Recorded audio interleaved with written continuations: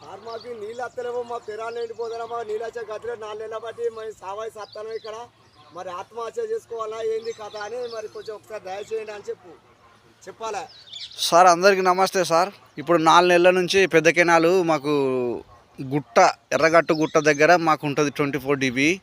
ఆడ నుంచి మాకు మాదన్నపేట ఒక 15 కిలోమీటర్లు 16 కిలోమీటర్ల దూరంలో ఉంటుంది కాకతీయ కెనాల్కి దగ్గర. ఇక్కడ నీళ్ళు వచ్చిన సన్నివేశాలు ఎప్పుడు లేవు జీవితంలో. మేము కాలువకు 100 రోజుల పని చేయించినాము. మంచి కాలువలన్నీ నీళ్ళు వస్తాయి కావచ్చు అని క్లియర్ చేయించినాము. ఇంత చెత్త చెదారం లేకుండా నీళ్ళు వచ్చిన గతి అనేది మా జీవితంలో ఇంతవరకు లేదు. అది ఎప్పుడో మేము బుట్టగా ముందు తయారు చేసిన కాలువ ఇది. ఇంతవరకు ఎన్నో నీళ్ళు రాలేదు జీవితంలో. ఇగో ఫస్ట్ టైం ఇగో బుత్తని వస్తున్నాయి. లాస్ట్ తడివి ఉన్నాయి పెరాన్లు ఎండిపోయే స్టేజ్లో. ఇక ఈ పైన అధికారులు పట్టించుకుంటలేరు, ఎవరు పట్టించుకుంటలేరు సార్.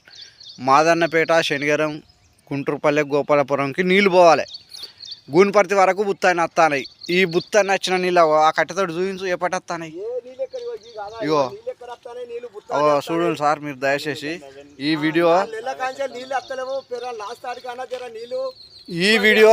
వీడియో సోషల్ మీడియాలో పెడుతున్నా సీఎం దాకా చేరాలని.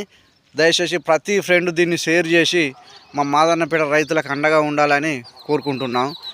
దయచేసి ఇప్పుడు ఈ కెనాల్ మేము బుట్టక ముందు నుంచి ఉన్నది 40-50 ఏళ్ళ నుంచి. అది అంతకంటే ముందున్నది. ఒక్కొక్క భూములన్నీ వేనాయి కెనాల్ కింద.